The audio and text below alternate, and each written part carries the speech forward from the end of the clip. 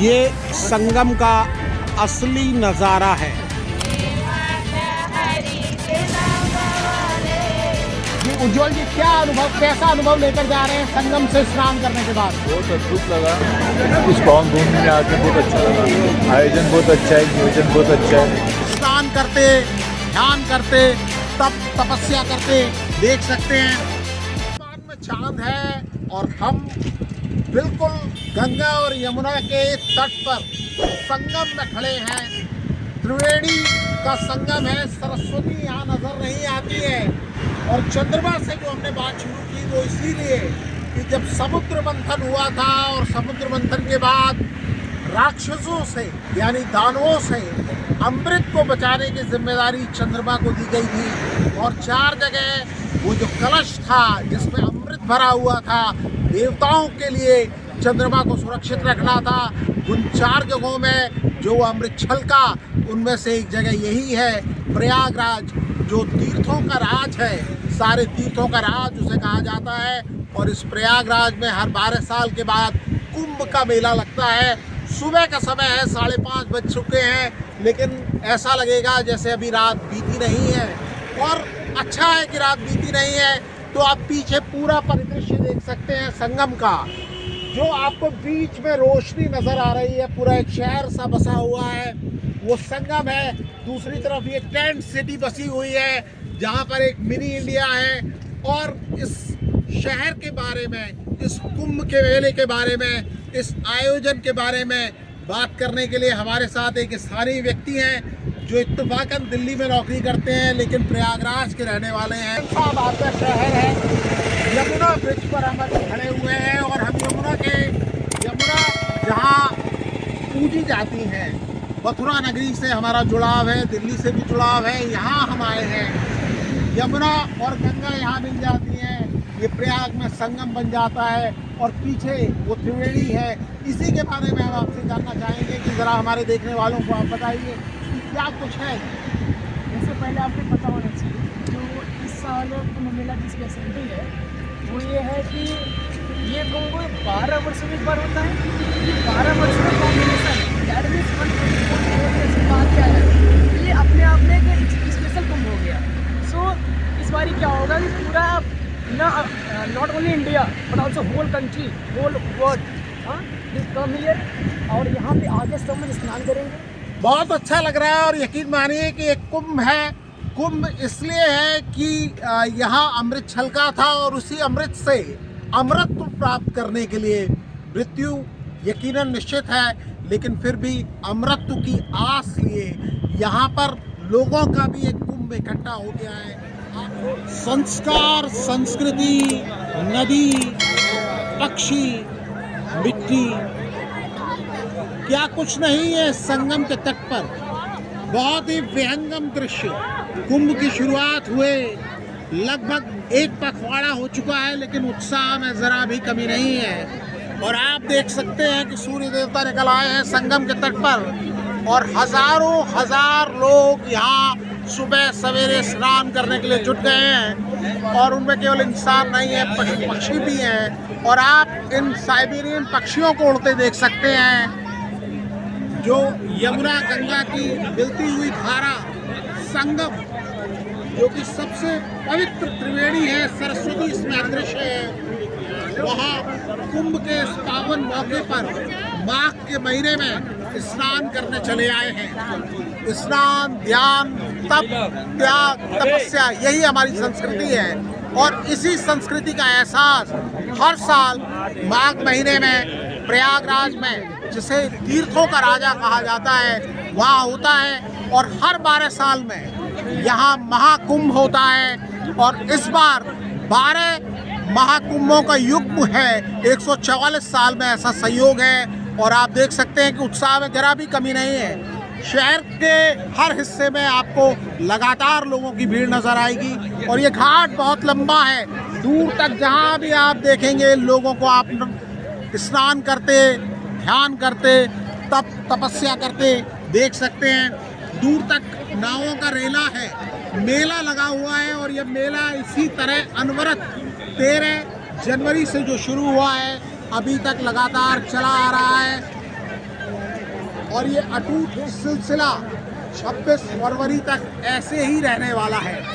तो किसी के लिए आस्था है तो किसी के लिए कारोबार है, और कई लोगों को लगता है कि कारोबार के नाम पर कई लोग लूट भी कर रहे हैं। हमारे साथ कुछ लोग हैं, सुबह बता रहे हैं कि सुबह 6 बजे से नाव में संगम तक जाना चाहते हैं, लेकिन उन्हें नाव नहीं मिल रही है। उनसे ही जानते हैं कि दिक्कत क्या है। कि मैं आपका नाम जानना चाहता हूँ। नाम महेंद्र साहब, महेंद्र जी कहाँ से आए?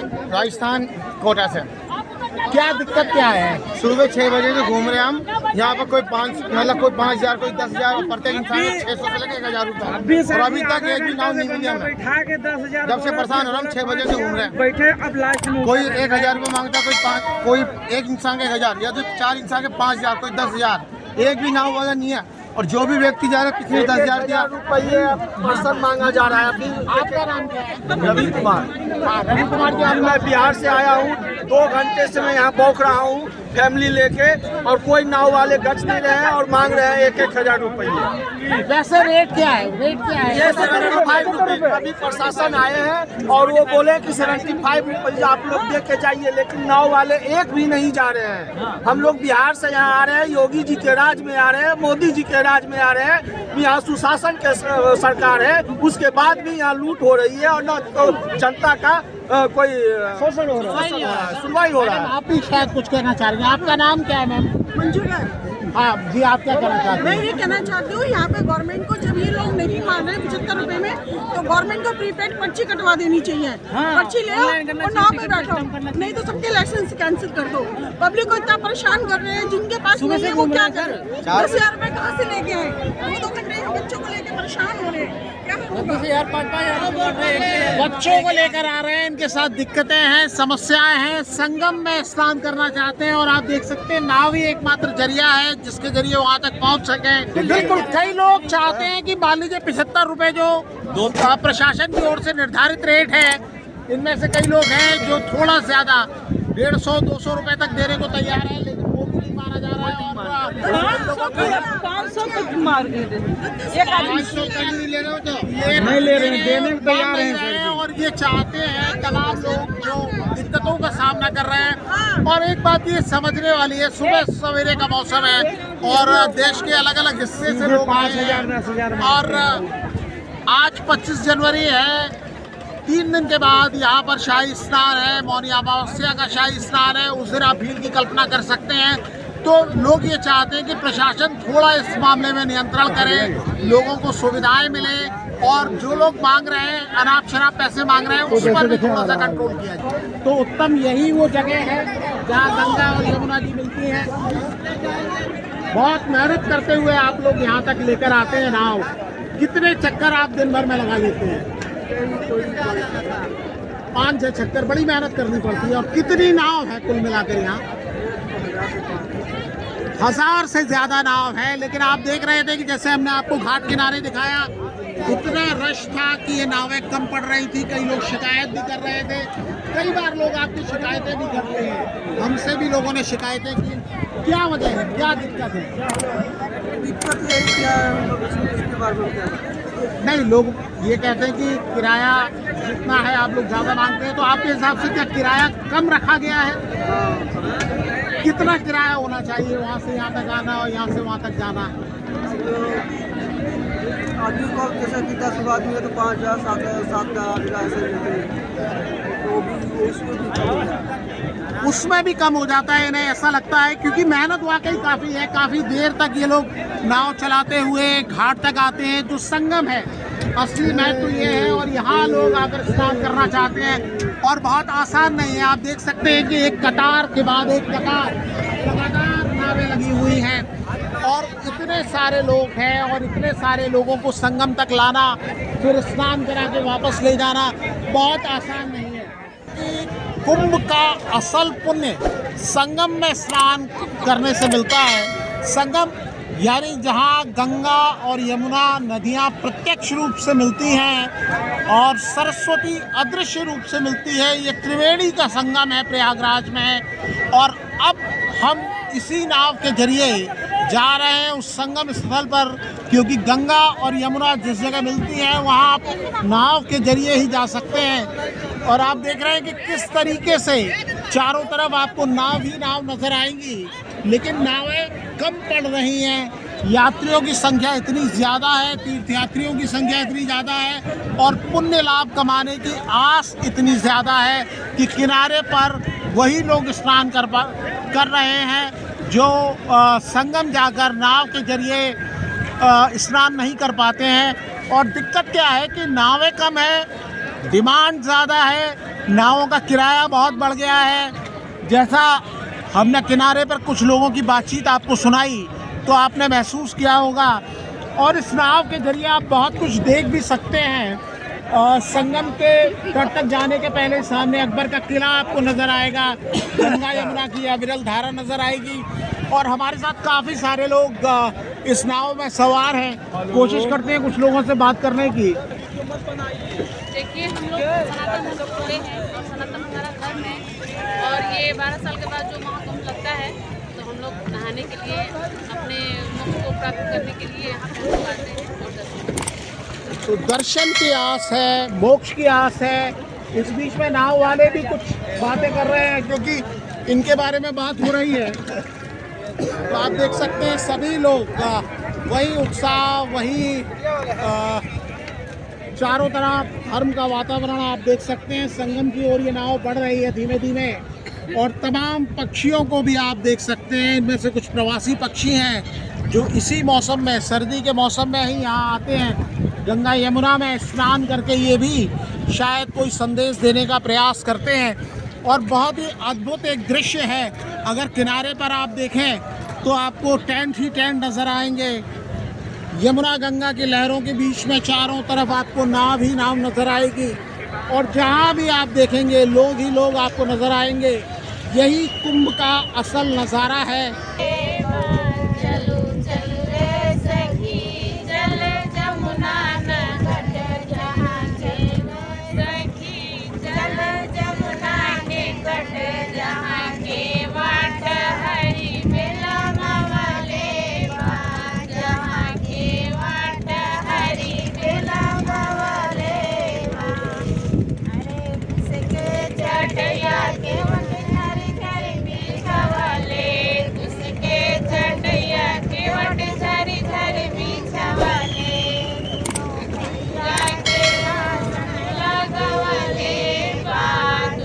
यही संगम है जिसके बताने के लिए हम आपको किनारे से दूर आए हैं। एक तरफ से आप देख सकते हैं गंगा जी का पानी आ रहा है, दूसरी तरफ से आप देख सकते हैं कि यमुना जी का पानी आ रहा है। और हमने जो अपनी यात्रा की, इस नाव यात्रा की शुरुआत की थी वो यमुना जल के साथ की थी और जहाँ यमुना जी और गंगा जी का जल मिलता है वही संगम है और अदृश्य सरस्वती जी भी मिलती हैं। यही त्रिवेणी का संगम है और यही वो घाट बनाया गया है। यहाँ पर आप देख सकते हैं नाव की नाव कतार से लगी हुई हैं, आए हुए हैं। उनसे भी जानते हैं उनका अनुभव कैसा रहा। जी मैं आपका नाम जान सकता हूँ? उज्जवल जी उज्जवल जी, क्या अनुभव, कैसा अनुभव लेकर जा रहे हैं संगम से स्नान करने के बाद? बहुत अद्भुत लगा। इस पावन भूमि में आके बहुत अच्छा लगा। आयोजन बहुत अच्छा है, नियोजन बहुत अच्छा है, सभी खुश है यहाँ पर। जी जैसे हिंदू का रियूनियन हो रहा है। तो पूरे परिवार के साथ आए हैं आप? जी सबसे बढ़िया व्यवस्था यहाँ की सरकार ने बहुत व्यवस्था की। भीड़ बहुत है यहाँ, लोगों को रहने में दिक्कत आ रही है, किराए ज्यादा है, सिक्योरिटी भी उतनी है, रहने की व्यवस्था अच्छी है और सब बातों से सुविधाजनक बना है। सब बातों से सुविधाजनक। कुल मिला के अनुभव आपका अच्छा रहा। पूरा परिवार है जो महाराष्ट्र के अमरावती से यहाँ आया है और संगम में स्नान करने के बाद बहुत अच्छी अनुभूति लेकर, बहुत अच्छी फीलिंग लेकर सुरक्षा की तारीफ कर रहे हैं, व्यवस्था की तारीफ कर रहे हैं और हर तरह की जो यहाँ पर इनको अनुभूति हुई है उसकी तारीफ करते हुए ये परिवार जा रहा है। गंगा यमुना सरस्वती जो कि अदृश्य है लेकिन है, उनकी अनुभूति भी लोग कर पाते हैं क्योंकि भगवान भी अदृश्य है, उनकी अनुभूति करने ही लोग आते हैं। तो इस तरह की अनुभूति करके यहाँ से एक परिवार जा रहा है और इस तरह का सिलसिला आप पूरे दिन देखेंगे कि पूरे दिन और आप घाट किनारे से लेकर संगम तट तक जहाँ भी आप नजर डालेंगे एक जन कुंभ भी है। चारों तरफ जिस तरह की नदियों की लहरें हैं उसी तरह लोगों की भी लहरें हैं। किस तरह के पुण्य की आप अपेक्षा लेकर आए हैं? क्या है इरादा, क्या है मन में? अंत में हम लोग जा ही नहीं सकते हैं जिसका क्या दृश्य क्या तुम लोग कर रहे हैं। तो दिल में क्या सोच रहे हैं, क्या मन में विचार आ रहे हैं, उसको अभिव्यक्त करना भी आसान नहीं है बहुत सारे लोगों के लिए। 12 साल में एक बार कुंभ आता है और इस बार जो सहयोग बना है वो 12 कुंभों का यानी 144 साल के बाद बना है। तो जो लोग यहाँ पर आ रहे हैं वो अपने आप को धन्य महसूस कर रहे हैं। जो लोग यहाँ नहीं आ रहे, अगर वो इस वीडियो के माध्यम से देखते हैं तो यह संगम किनारे से पुण्य का कुछ न कुछ फल उन तक भी पहुँचेगा। क्योंकि जिसे कहा जाता है, जो लोग स्नान नहीं कर पाते हैं तो कहा जाता है कि भीगे कान भय स्नान। इसी तरह अगर आपका मन शुद्ध है तो कटौती में गंगा, संत रविदास ने कहा था। तो उस तरह की भावनाएं दिल में रहती है। उस तरह की बड़ी मुश्किल से ये संगम घाट से बाहर नाव को निकालते हैं और असली जंग यही है नाव वालों की। केवल नाव चलाना एक जंग नहीं है। और ये दो नावों की टक्कर, ये देखिए इतनी नावें हैं यहाँ पर कि आते जाते बड़ा संघर्ष करना पड़ता है। जो नाव चलाने वाले केवट हैं, बहुत दिक्कत है, बहुत परेशानी है। और ये संगम का नज़ारा जहाँ गंगा और यमुना की धारा आप मिलते हुए देख सकते हैं। जो हरा सा पानी नज़र आ रहा है वो यमुना जी का है और जो सफ़ेद धारा आपको दिख रही है वो गंगा नदी है। ये संगम का असली नज़ारा है जहाँ गंगा यमुना आपको मिलती हुई नज़र आती हैं, दोनों नदियाँ।